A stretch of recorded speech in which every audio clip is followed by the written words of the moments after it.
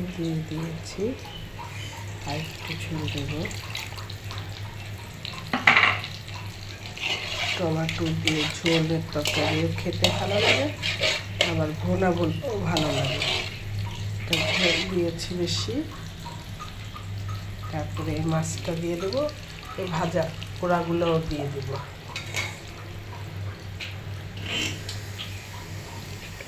চুলাটা বাড়িয়ে দিলাম। পোড়াগুলো হয়ে গেছে, রুই মাছের পোড়া হয়ে গেছে।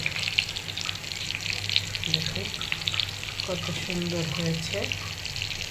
এগুলোও দিয়ে দেবো এই মাছের তরকারির মধ্যে, মাছটাও দিয়ে দেবো, বলক আসলে দিয়ে দেবো। আমার হয়ে গেছে আজকের রান্না। তার মধ্যে রাখলাম।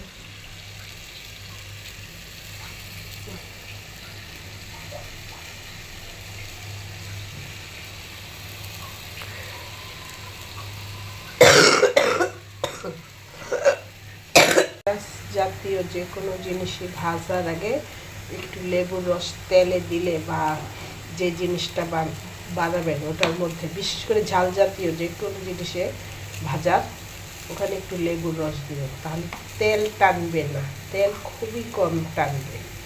এটা কিন্তু যেরকম তেল ছেড়ে দিয়েছে, পুরোটা আমি ভেজেছি কিন্তু তেল এগুলো ধরে রাখতেছে না, ছেড়ে দিছে।